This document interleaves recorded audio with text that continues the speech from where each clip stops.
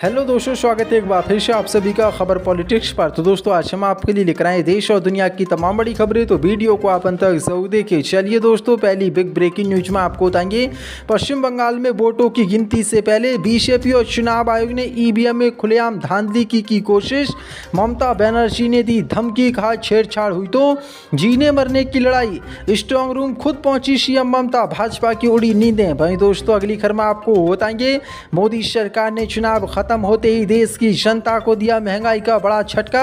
मोदी सरकार ने बढ़ाए एलपीजी के दाम, 993 रुपये बढ़ी गैस की कीमतें। वहीं दोस्तों, आपको बताएंगे राहुल गांधी का मोदी सरकार पर हमला, कहा कह दिया था चुनाव के बाद महंगाई की गर्मी आएगी, पहला बार गैस पर, अगला बार पेट्रोल डीजल पर। वहीं दोस्तों, आपको बताएंगे एलपीजी कीमतों में बढ़ोतरी को लेकर अखिलेश का मोदी पर हमला, कहा बीजेपी महंगाई, बेरोजगारी, बेकारी और मंदी पर निंदा प्रस्ताव कब लाएगी। वहीं दोस्तों, अगली खबर में आपको बताएंगे मोदी सरकार की हज कमेटी ने किराए में 10,000 रुपये की बढ़ोतरी का किया ऐलान। अशुद्ध यूनिवर्सिटी बोले ये हज यात्रा पर जाने वाले मुसलमानों का शोषण। तो दोस्तों, सभी खबरों को एक एक क्रम आपको विस्तार से बताने वाले हैं, वीडियो को आप अंत तक जरूर देखें। इसी के साथ दोस्तों, पहली बड़ी खबर कल किसान पश्चिम बंगाल में ईवीएम में खुलेआम धांधलेबाजी, ममता बनर्जी की धमकी, कहा छेड़छाड़ हुई तो जीने मरने की लड़ाई।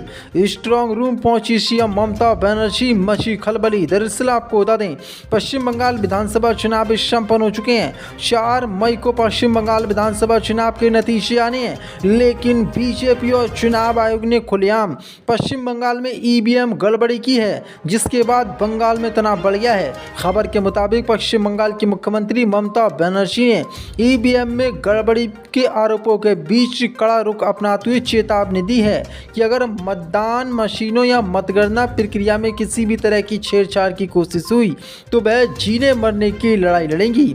4 मई को होने वाली मतगणना से पहले उनके इस बयान ने राज्य की राजनीति में हलचल मचा दी है। ममता बनर्जी ने दक्षिण कोलकाता के सखावत मेमोरियल स्कूल स्थित स्ट्रांग रूम का दौरा किया, जहां भवानीपुर विधानसभा क्षेत्र की ईवीएम और मतपत्र रखे गए हैं। उन्होंने यहां 3 घंटे से अधिक समय बिताया। ये दौरा उस समय हुआ जब तृणमूल कांग्रेस लगातार एक वायरल वीडियो के आधार पर स्ट्रांग रूम के आसपास संदिग्ध गतिविधियों को आरोप लगा रही है। स्ट्रांग रूम से बाहर निकलने के बाद ममता बनर्जी ने कहा कि अगर कोई ईवीएम मशीन चुराने या मतगणना में गड़बड़ी करने की कोशिश करेगा तो वह जान की बाजी लगाकर उसका मुकाबला करेंगी। उन्होंने ये भी कहा कि वह पूरी जिंदगी इस मुद्दे पर लड़ाई जारी रखेंगी। सीसीटीवी फुटेज देखने के बाद ही उन्होंने मौके पर जाकर स्थिति का जायजा लेने का फैसला किया। मुख्यमंत्री ममता बनर्जी ने आरोप लगाया कि केंद्रीय सुरक्षा बलों ने उन्हें शुरुआत में स्ट्रांग रूम में प्रवेश से रोका।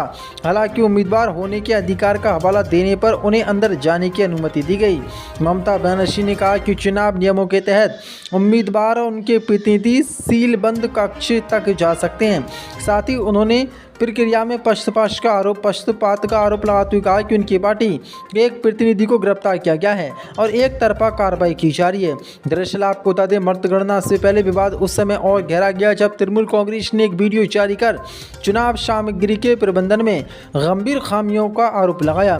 पार्टी का दावा है कि वीडियो में अधिकृत प्रतिनिधियों की अनुपस्थिति में मत पेटियों को खोला जा रहा है, जो नियमों का उल्लंघन है। टीएमसी ने इस मामले में बीजेपी और चुनाव आयोग के बीच मिली भगत का खुलेआम आरोप लगाया, क्योंकि 4 मई को रिजल्ट आना है, उसी दिन वोटों की गिनती होनी है, लेकिन उससे पहले ही एक स्ट्रांग रूम को खोलकर वहां पर वोटों में हेराफेरी करने की कोशिश भाजपा और चुनाव आयोग द्वारा की गई है, जिसका वीडियो सोशल मीडिया पर वायरल हो गया। और ममता बनर्जी ने अब वहां पहुंचकर खुली धमकी चुनाव आयोग और भाजपा को दे दी है, यानी कि खुलेआम बंगाल में वोटों का डाका डालने की बीजेपी और चुनाव आयोग ने कोशिश की है। चुनाव खत्म होते ही मोदी सरकार ने देश की जनता को दिया महंगाई का बड़ा झटका।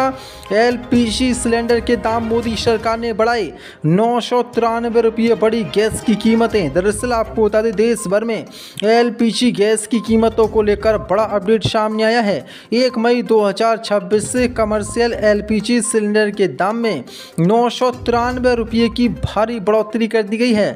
इस बढ़ोतरी के बाद दिल्ली समेत कई शहरों में कमर्शियल कमर्शियल सिलेंडर की कीमत 3000 रुपये के पार पहुंच गई है। हालांकि राहत की बात यह है कि घरेलू रैश गैस के दाम में अभी कोई बदलाव नहीं हुआ है, लेकिन मोदी सरकार ने चुनाव खत्म होते ही देश की जनता को एक और बड़ा झटका दे दिया है। सरकारी कंपनियों द्वारा जारी नए रेट के मुताबिक दिल्ली में 19 किलो वाले कमर्शियल LPG सिलेंडर की कीमत अब 3071 रुपये हो गई है, जो 1 अप्रैल को 2078 रुपये थी। यानी कि एक महीने में ही 993 रुपये की सीधी बढ़ोतरी हुई है। यह बढ़ोतरी पश्चिम बंगाल, असम समेत 5 राज्यों के चुनाव खत्म होने के बाद तुरंत मोदी सरकार ने लागू की है और आने वाले 1-2 दिनों में अब मोदी सरकार पेट्रोल, डीजल और जो घर के रसोई गैस सिलेंडर हैं उनके भी दाम बढ़ा सकती है। यानी कि बड़ी अपडेट है, महंगाई की मार अब आम जनता पर मोदी सरकार देने जा रही है। इसी के साथ बड़ी खबर का किशन कह दिया था, चुनाव के बाद महंगाई की गर्मी आएगी। राहुल गांधी का मोदी सरकार पर हमला, कहा पहला बार गैस पर, अगला बार पेट्रोल डीजल पर। दरअसल आपको बता दें, महंगाई और बेरोजगारी के मुद्दे को लेकर कांग्रेस नेताओं ने मोदी सरकार पर जोरदार हमला बोला है। राहुल गांधी ने कमर्शियल गैस सिलेंडर की कीमतों में भारी बढ़ोतरी को लेकर मोदी सरकार को निशाने पर लिया, जबकि कांग्रेस अध्यक्ष खड़गे ने रोजगार और मजदूरों की स्थिति को लेकर कई गंभीर सवाल उठाए। राहुल गांधी ने कहा कि मैंने पहले ही कह दिया था कि चुनाव खत्म होने के बाद महंगाई की मार यानी कि गर्मी आएगी। आज कमर्शियल गैस सिलेंडर 993 रुपये महंगा हुआ। ये एक ही दिन में सबसे बड़ी बढ़ोतरी है। ये चुनावी बिल है। फरवरी से अब तक 1380 रुपये की बढ़ोतरी हुई है। ये सिर्फ 3 महीनों में 81% का इजाफा है। राहुल गांधी ने कहा कि चाय वाला, ढाबा, होटल, बेकरी, हलवाई, हर किसी की रसोई पर बोझ बढ़ा और इसका असर आपकी थाली पर भी पड़ेगा। पहला बार गैस पर, अगला बार पेट्रोल डीजल पर मोदी सरकार करने वाली है। वहीं मल्लिकार्जुन खड़गे ने देश में बढ़ती बेरोजगारी के लिए मोदी सरकार की नीतियों को जिम्मेदार ठहराया और कहा कि मौजूदा हालात हमें दो हमारे दो नीति का नतीजा है। खड़गे ने आरोप लगाया कि सरकार ने मजदूर विरोधी लेबर कोड लागू किया, जिससे नोएडा, पानीपत के IOCL, NTPC, पतरातू और श्री पेरबंदर में सैमसंग फैक्ट्री समेत कई जगहों पर असंतोष देखने को मिला।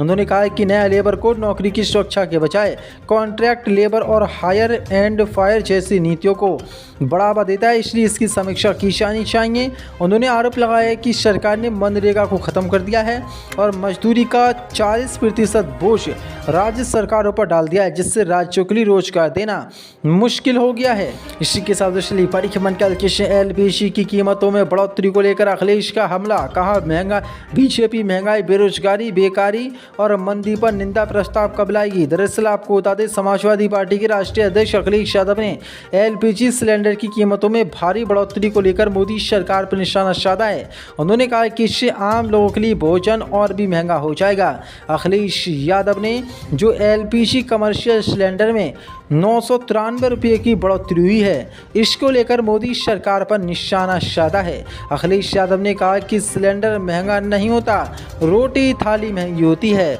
ये बात वही समझता है जो खुद खरीद कर खाता है, वह नहीं जो दूसरों के यहाँ जाकर खाता है या दूसरों की थाली से चुराता है। अखिलेश ने कहा कि यदि सरकार को कीमतें बढ़ानी ही थी तो सीधे 1000 रुपये बढ़ा देती। उन्होंने सवाल किया कि 1000 में मात्र 7 रुपये कम करके बीजेपी किस पर एहसान कर रही है। सपा अखिलेश यादव ने पूछा कि बीजेपी महंगाई, बेरोजगारी, बेकारी और मंदी पर प्रस्ताव कब लेकर आएगी। हज कमेटी ने हज किराए में 10,000 रुपये की बढ़ोतरी का किया ऐलान। अशुद्ध यूनिवर्सिटी बोले ये जायरीनों का है शोषण। दरअसल आपको बता दें, मिडिल ईस्ट जंग का असर हज यात्रा पर भी पड़ रहा है। हज कमेटी ने ईरान विवाद के कारण ATF की कीमतों में भारी बढ़ोतरी को देखते हुए हज के हवाई किराए में 10,000 रुपये की बढ़ोतरी का फैसला किया है। हज कमेटी अल्पसंख्यक मामलों के मंत्री के तहत काम करती है। इस फैसले से हज यात्रा पर जाने वाले मुसलमानों में काफ़ी गुस्सा है। विपक्ष ने इसे सरकार से वापस लेने की मांग की है। सरकार के एक सर्कुलर में कहा गया है कि मध्य पूर्व में मौजूदा हालात को देखते हुए हवाई किराए में ये एक बार बदलाव जरूरी था। 28 फरवरी को ईरान युद्ध शुरू होने के बाद से ग्लोबल ATF की कीमतें दुगनी से भी ज़्यादा हो गई हैं। आमतौर पर ATF की कीमतें किसी एयरलाइंस की ऑपरेटिंग लागत का 30 से 40% होता है। अब इसी बढ़ोतरी को लेकर AIMEM चीफ असदुद्दीन ओवैसी ने बड़ा हमला बोला है। उन्होंने मोदी सरकार से इस सर्कुलर को वापस लेने की अपील की है। ओवैसी ने कहा कि 10,000 रुपये का एक्स्ट्रा चार्ज महज एक मुसलमानों का शोषण है। उन्होंने कहा कि ये सब तो हो रहा है जब कुछ महीने पहले मुंबई एम्बार्केशन पॉइंट से रवाना होने वाले हर तीर्थयात्री से 90,844 रुपये लिए गए थे। ये अकेले यात्रा करने वालों के लिए तय दरों से लगभग दुगना है। उन्होंने कहा कि क्या हज कमेटी के जरिए जाने वाले ज़ायरीनों को सजा दी जा रही है। ज़्यादातर लोग अमीर नहीं होते, वे हज पर जाने के लिए सालों तक पैसे बचाते हैं। उनके लिए ये कोई विलासिता नहीं है।